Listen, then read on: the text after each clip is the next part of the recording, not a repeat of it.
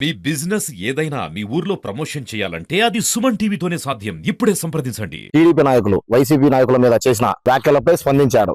TDP నాయకులు చేసిన ఆరోపణలపై మున్సిపల్ చైర్మన్ వరప్రసాద్ స్పందిస్తూ నిజమని మీరు నిరూపించగలిగితే తింటే నిరూపించండి అని టీడీపీ నాయకుల మీద మున్సిపల్ చైర్మన్ సవాల్ ఇచ్చారు. తెలుగుదేశం పార్టీలో కొంతమంది నాయకులు ప్రెస్ మీట్ పెట్టి వ్యక్తిగత విమర్శలు చేయడం జరిగింది. నేను ఏదో మొన్న వ్యక్తిగతంగా విమర్శించానని చెప్పి నిన్న నా మీద వ్యక్తిగతంగా చేశాను. నా వీడియో ఒకసారి మీరు చూసుకుంటే నేను అభివృద్ధి మీద మాట్లాడాను తప్ప వ్యక్తిగతంగా మాట్లాడలేదు. కానీ ఈరోజు మీరు కొన్ని వర్గాలను టార్గెట్ చేసి మాట్లాడుతూ ఉన్నారు. కొన్ని వర్గాల మీద మీరు కక్ష సాధింపుగా చేస్తూ ఉన్నారు అనేది మాకు అర్థమవుతాం. బీసీ, ఎస్సీ, ఎస్టీ, ముస్లిం మైనారిటీలను మీరు టార్గెట్ చేశారు.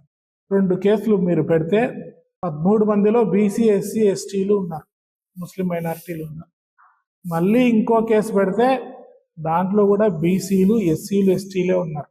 బీసీ, ఎస్సీ, ఎస్టీలు మీకు చాలా చులకనగా మాట్లాడడం కూడా జరిగింది ఇంతకుముందు.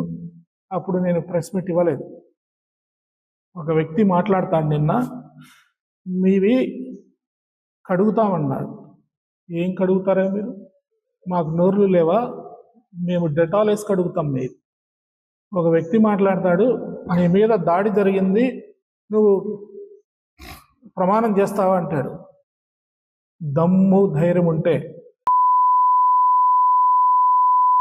రా, ప్రమాణం చేస్తా. ఎవరైతే దాడి చేస్తారో వాళ్ళని పిలుచుకొని రా, స్థలం చెప్పు, వస్తా, ప్రమాణం చేస్తా, నువ్వు చెయ్యి. ఇంకో వ్యక్తి మాట్లాడతాడు, 7% మీరు తీసుకున్నారని. నీతి నిజాయితీగా బ్రతుకుతున్నాను. ₹1 ఇంతవరకు నేను టచ్ చేసింది లేదు అవినీతిగా.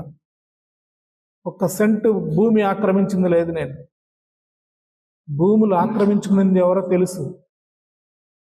ప్రభుత్వ భూములు, ప్రైవేట్ భూములు కొని డబ్బులు ఇవ్వకుండా కోర్టుల చుట్టూ తిప్పేది కూడా ఎవరో తెలుసు.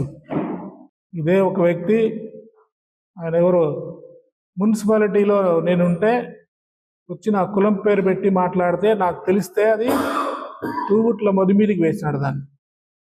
బీసీలు అంటే అంత చులకనా నీకు? మీరు ఇలాంటి నిందలు ఎన్నేసినా కూడా ఇంత డబ్బు కోసం పోయిన వాళ్ళు కొంతమంది టీడీపీలో ఉన్నారు. నాకు డబ్బు ఆఫర్ చేసినారు. ఇదే పుష్పనాథ్ రెడ్డి మా బంధువుల దగ్గరే ఆఫర్ చేసినాడు, ₹1 ఇప్పిస్తానని. లొంగలేదు. ఇదే మీకు సలహాలు ఇచ్చే ఒక వ్యక్తి పార్టీలోకి వచ్చి కండువా కప్పుకుంటే ఆ కేసు తీసేస్తామన్నారు.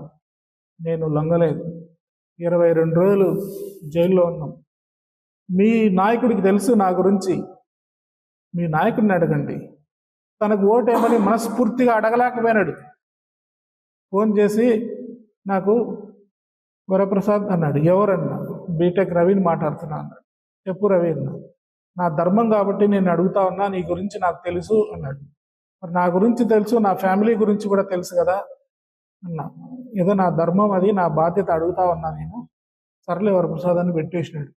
మనస్ఫూర్తిగా నన్ను ఓటు కూడా అడగలే ఆయన. టీడీపీ నాయకులు ప్రెస్ మీట్ పెట్టి ప్రెస్ మీట్లో చిన్న అప్ప అన్నందుకు చాలా సంతోషిస్తున్నాను.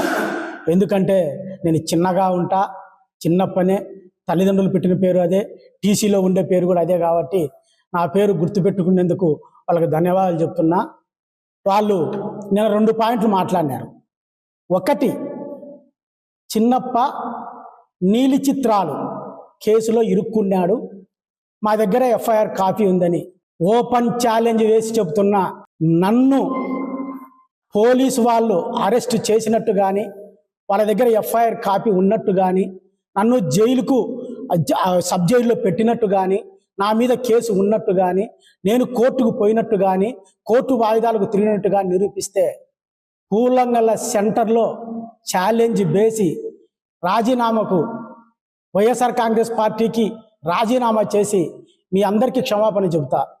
ఆ రోజు జరిగిన విషయం ఏమంటే, మాది పూర్వం నుంచి కూడా దాదాపు పులివెందుల్లో మొట్టమొదటి చిన్న ఆడియో వీడియో లైబ్రరీ అంగడి మాది.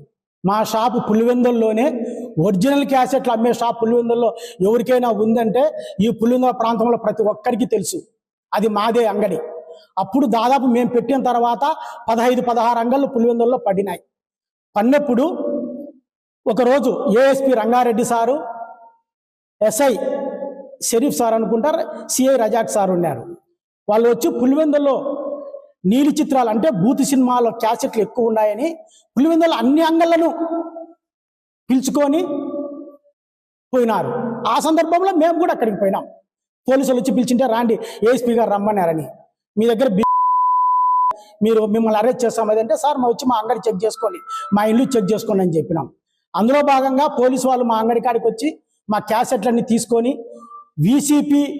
అప్పుడు వీసీపీ క్యాసెట్స్, సీడీలు కూడా అప్పటికి ఇంకా రాలే, టీవీలు పెట్టి కొన్ని క్యాసెట్లన్నీ కూడా చెకప్ చేసుకున్నారు. చేసుకున్న తర్వాత నీ మీద ఏమి కేసులు లేవు, నీ మీద ఏంటియే కానీ నీ దగ్గర ఏంటి ఇట్టడి లేవు, నువ్వు పోనీ అని ఇంటికి పంపించినారు. టౌన్లో వాళ్ళ పేర్లు చెప్పడం మనకు బాగుండదు. ఒక 3 మీద ఏమో ఆ రోజు వాళ్ళ దగ్గర దొరికినాయనే ఉద్దేశంతో వాళ్ళ మీద కేసు పెట్టినారు. నా మీద ఏమీ లేవు, నువ్వు ఖచ్చితంగా మంచిని పోని ఏఎస్పీ రంగారెడ్డి సారే నన్ను ఇంటికి పంపించాడు. కేసు కానీ ఎఫ్ఐఆర్ కానీ కోర్టుకు పోవడం కానీ సభ్యులు కానీ పోవడం కానీ ఎక్కడే కానీ లేదు. మీరు నిరూపిస్తే ఎనీ టైం దేనికైనా సిద్ధమే. ఓపెన్ ఛాలెంజ్ చేసి చెప్తున్నా, మీరు నిరూపించలేకపోతే మీరు రాజకీయ సన్యాయం చేసి నాకు క్షమాపణ చెప్పాలని డిమాండ్ చేస్తున్నా.